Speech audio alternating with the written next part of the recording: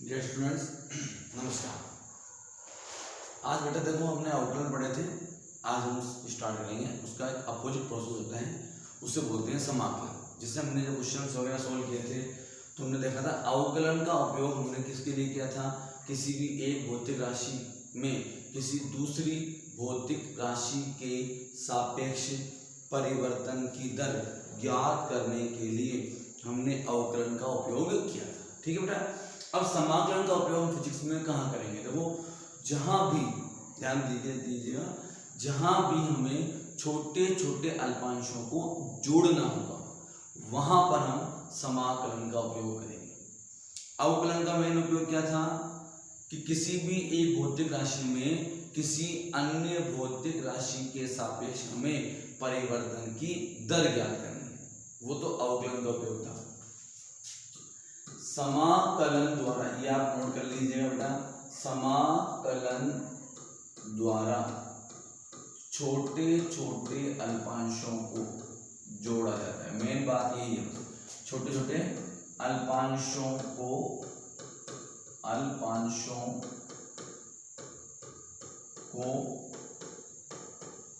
जोड़ा जाता है। जैसे मान लीजिए ये एक वृत्त है, इसकी परिधि स्मॉल r है, इस पर मैं छोटी सी लंबाई ले लेता हूं dl, और अगर मैं समाकलन dl करता हूं तो समाकलन dl का मतलब होता है कि इस पर मैं जितने भी छोटे छोटे अल्पांश ले सकता हूं उन सबको मैं जोड़ दूं।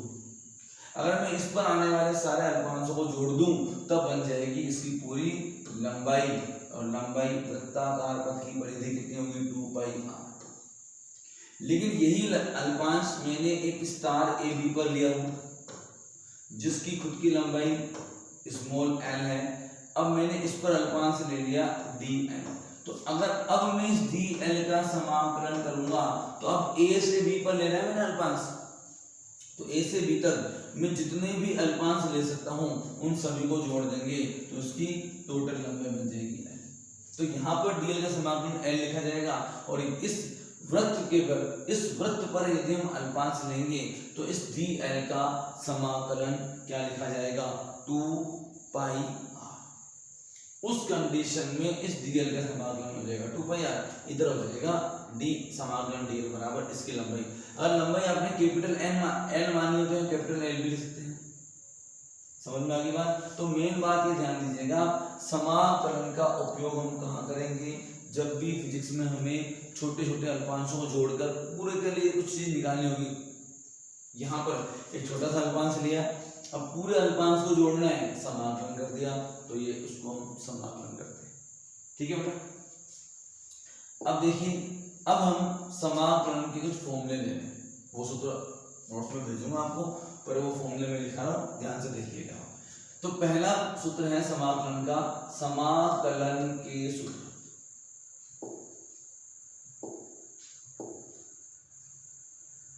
समाकलन के सूत्र, सबसे ज्यादा जो फॉर्मूला हमारे काम आएगा वो ये है समाकलन। देखो ये समाकलन का चिन्ह होता है, ध्यान दीजिएगा, x to the power n dx। ठीक है, ये है समाकलन का चिन्ह। x की घात n, मतलब हमें x की घात n का x के सापेक्ष क्या करना है? समाकलन करना है। क्या फॉर्मूला होता है? अवकलन की अपोजिट प्रोसेस है। देखिए, अवकलन में तो एक घात कम हो रही थी, यहाँ पर x की एक घात बढ़ जाएगी और नीचे भी n+1 आ जाएगा। परंतु इस फॉर्मूले के साथ एक खास बात है, ये फॉर्मूला तब लागू नहीं होता जब x का मान -1 हो, तो x नॉट इक्वल टू -1 पर एक फॉर्मूला लागू होगा। अगर n इक्वल टू -1 है तो ये फॉर्मूला नहीं लगेगा। n इक्वल टू -1 के अलावा n का कोई भी मान है तो आप इस सूत्र से समाकलन कर सकते हैं। एक छोटा सा मैं एग्जांपल लेते हैं, x की घात 3 है मान लीजिए, इसका समाकलन कीजिए।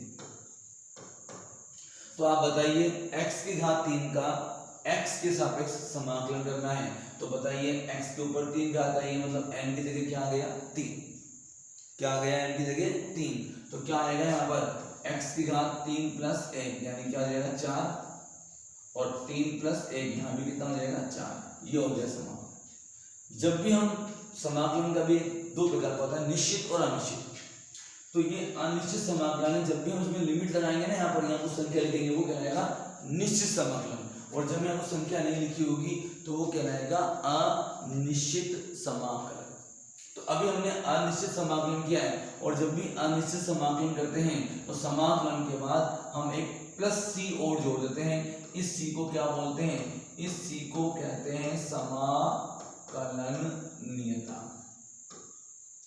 यहाँ पर यह सी क्या कहलाता है, तो यहाँ पर यह जो सी है यह सी क्या कहलाता है, तो यहाँ पर सी कहलाता है समाकलन नियतांक। यहाँ पर हम इस सी को समाकलन नियतांक कहते हैं। तो x की घात 3 dx, अगर हम x की घात n का यदि हम समाकलन करेंगे तो x की घात n का समाकलन इस फॉर्मूले से किया जाएगा। अब एक बार देखिए आप, समाकलन और अवकलन एक दूसरे की विपरीत प्रक्रिया है। किसी फलन का आप समाकलन कीजिए, फिर उसके समाकलन करने पर जो आएगा उसका आप अवकलन कर दीजिए, आपको वापस से वही चीज मिल जाएगी। जैसे x की घात 3 का आपने समाकलन किया, आपको ये चीज मिल गई। अब इसका आप अवकलन कर दीजिए, x की घात 4/4 का अवकलन कीजिए, तो 1/4 तो कांस्टेंट बाहर आ जाएगा। x की घात 4 का अवकलन कर रहे हैं, ध्यान दीजिए, अवकलन का फॉर्मूला याद है आपको, d/dx। x की घात n का अवकलन क्या था, n घात तो आगे आ जाएगी और 1 घात इसमें से कम हो जाएगी। तो अब आप देखिए ये 1/4 तो बाहर आ गया, कांस्टेंट है। अब 4 घात आगे आ जाएगी और 1 घात इसमें से कम हो जाएगी, 4 में से 1 जाएगा 3, इससे कैंसिल, क्या आ गया x की घात 3। आपने देखा जब हमने x की घात 3 का अवकलन किया, समाकलन किया, तो हमें ये मिला, और इसका समाकलन किया तो वापस से हमें x की घात 3 मिल गई। तो अवकलन और समाकलन एक दूसरे की विपरीत प्रक्रिया है। अवकलन का उपयोग हम एक भौतिक राशि में दूसरे के सापेक्ष दर ज्ञात करने के लिए करते हैं, और समाकलन का उपयोग हम छोटे छोटे अल्पांशों को जोड़ने के लिए करते हैं। एक फॉर्मूला तो बेटा ये हो गया नंबर 1। अब देखिए मैंने बताया ये फॉर्मूला तब लागू नहीं होगा जब n का मान कितना हो, ये फॉर्मूला तब लागू नहीं होगा जब n का मान क्या हो, -1 हो। तो n का मान -1 हो तो अब हम क्या करेंगे, तो ध्यान दीजिए, अगर आप यहाँ n का मान -1 लेंगे तो n का मान -1 मतलब x की घात -1 का मतलब क्या होगा, क्या ये 1/x नहीं होगा क्या, तो ये हो गया 1/x, और 1/x का समाकलन क्या लेंगे हम, log x, और साथ में क्या जोड़ देंगे c। याद करो log x का अवकलन लिखा था हमने 1/x, ध्यान दीजिएगा फॉर्मूला देखिएगा, log x का अवकलन हमने 1/x लिखा था, तो 1/x का समाकलन क्या हो जाएगा, log x। नंबर 3 पर हम ले लेते हैं e की घात x का, e की घात x का अवकलन भी देखिएगा, e की घात x का अवकलन e की घात x ही था, तो e की घात x का समाकलन भी e की घात x ही होगा, ठीक है। अब हम लेते हैं sin x और cos x का, ट्रिग्नोमेट्री वालों का, sin x dx का समाकलन होगा -cos x + c। ध्यान दीजिएगा अवकलन जब करते हैं तो sin x का cos x होता है और cos x का -sin x होता है। यहाँ पर sin x का क्या होगा, -cos x, और cos x का क्या होगा, sin x। और मैंने बताया आपको ये अनिश्चित समाकलन है, आगे हम बताऊंगा मैं निश्चित समाकलन आपको, पर आप इतना समझिए यहाँ पर लिमिट नहीं लगी हुई है 3 से 5, 2 से 3, 8 से 2, जो भी लिमिट लगी हुई हो तो वो होता है निश्चित समाकलन, और लिमिट लगी हुई नहीं हो, सीमाएं लगी हुई नहीं हो, लिमिट सीमाएं लगी हुई नहीं हो, तो वो होता है अनिश्चित समाकलन। तो ये समाकलन के कुछ मुख्य मैंने आपके फॉर्मूले बताए हैं बेटा, इन सब फॉर्मूले को आप अपने नोटबुक में नोट कीजिए। तो समाकलन का उपयोग हम किसके लिए करेंगे, छोटे छोटे अल्पांशों को जोड़ने के लिए हम समाकलन का उपयोग करेंगे। ये मेन समाकलन के कुछ फॉर्मूले हैं। अब कुछ और क्वेश्चन हम समाकलन पे करते हैं। जैसे मान लीजिए हमारे आ गया 1/x² dx का समाकलन कीजिए, इसका समाकलन करना है, हल कीजिए, इसको हल कीजिए, ये क्वेश्चन आएगा। ठीक है, अब आपने देखा ये i बराबर ये आपको दिया हुआ है, तो i इक्वल टू, अब आप इसे क्या बना देंगे, देखिए घात को पहले आप x की घात -2 dx कर सकते हैं, x की घात -2 dx।